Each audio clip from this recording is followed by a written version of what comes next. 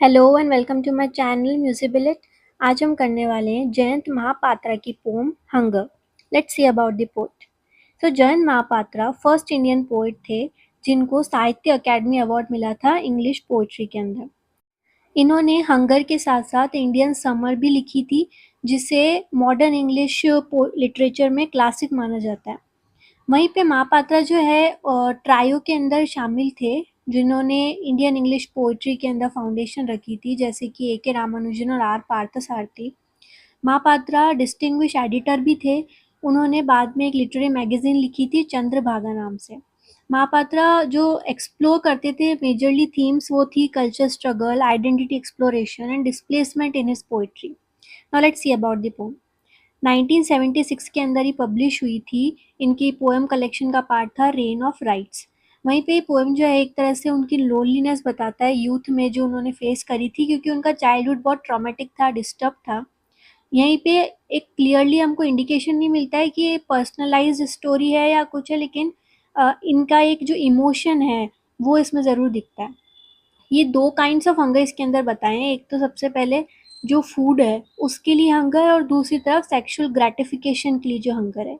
अभी हम और एक्सप्लोर करेंगे। Let's read the poem. It was hard to believe the flesh was heavy on my back. The fisherman said, "Will you have her carelessly?"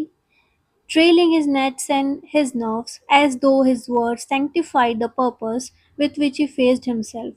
I saw his white bone thrash his eyes.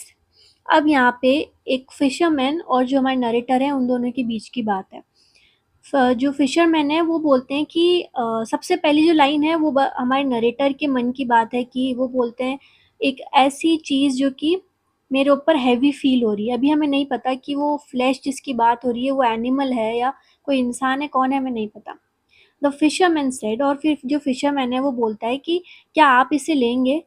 हर का यहाँ पे use हुआ है, लेकिन अभी भी clarity नहीं है कि हर किसके लिए। Trailing his nets and his nerves. अब वो जो अपना नेट्स है, यानी कि जो फिश पकड़ने के लिए नेट यूज में आती है, उसको और अपनी नर्व्स को संभालते हुए ऐसा लग रहा था कि उसके मन में कोई डर है, किसी बात से वो घबरा रहा है, लेकिन अभी तक हमें पता नहीं है कि वो क्या चीज़ है। वहीं पे जो हमारे नरेटर हैं वो देखते हैं कि उसकी जो वाइट बोन है वो उसकी आईज में दिख रही है, यानी कि एक तरह से जो डर है, हिचकिचाहट है, एक तरह से वो उनकी आंखों में दिख रहा है। जो हम कहते हैं ना कि किसी में इतनी ज़्यादा डेस्परेशन होती है किसी चीज़ को लेके कि वो उसकी आंखों में भी दिखती है।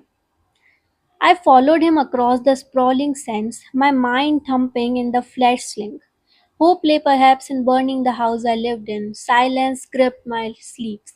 His body clawed at the froth. His old nets had only dragged up from the seas. अब वहीं पे फिर वो कहते हैं कि मैं जो है उनका पीछा करने लगा, यानी जो फिशरमैन है उसके वो पीछे पीछे जाने लगे।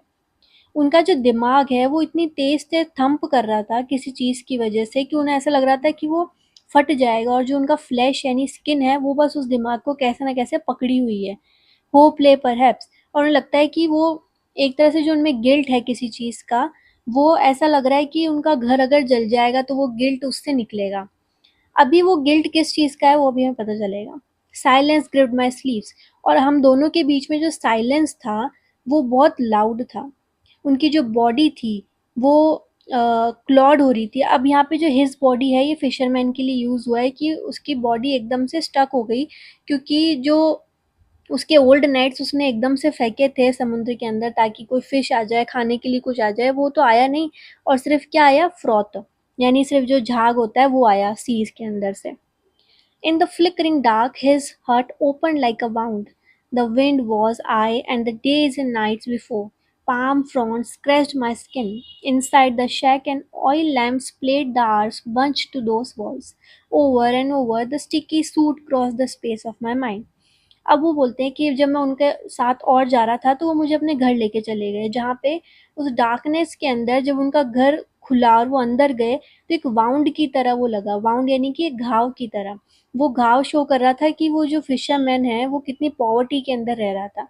The wind was I and the days and nights before, और उन्हें लग रहा था जो विंड चल रही है वो उन्हें कुछ इशारा करना चाह रही है। जो तेज तेज हवाएं चल रही है तो उस हवा की तरह वो उनके घर में आए हैं।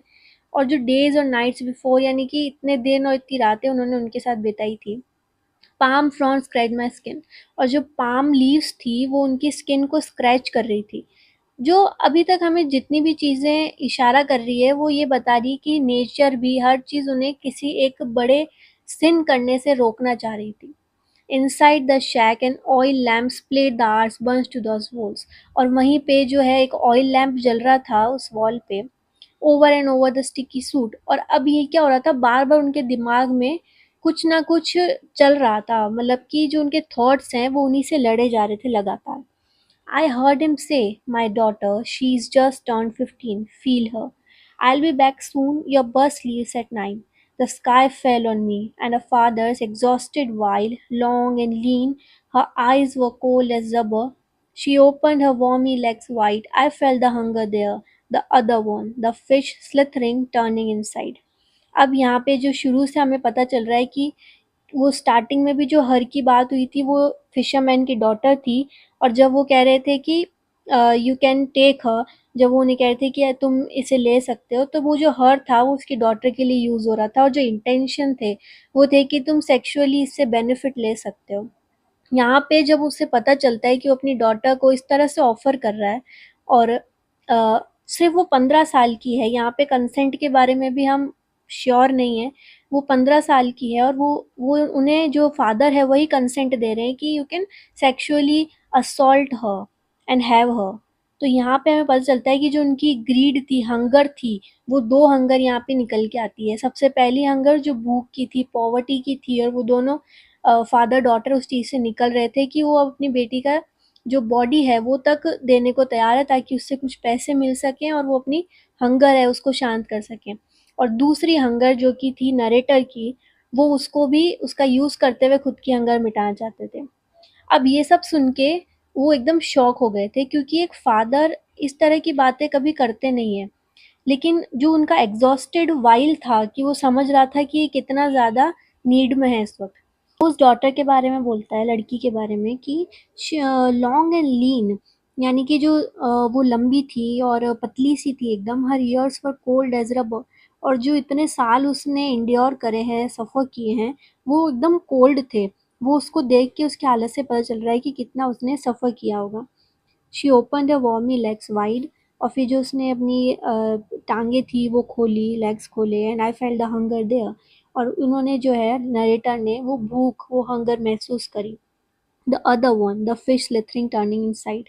पहली भूख तो जो उनको खुद को हुई, भले ही उन्हें पता था ये गलत है, और अभी भी हम शुरू से देखते हुए आ रहे थे कि सब चीज़ें उन्हें रोकने की कोशिश कर रही है सिन कमिट करने से, लेकिन फिर भी उस हंगर को, यानी जो वो सेक्सुअल डिज़ायर्स थी उसको कंट्रोल नहीं कर पाए। और दूसरी हंगर जो कि उस लड़की की, उस फादर की हंगर थी, जिस वजह से उन्होंने ये डिसीजन लिया ये सब करने का।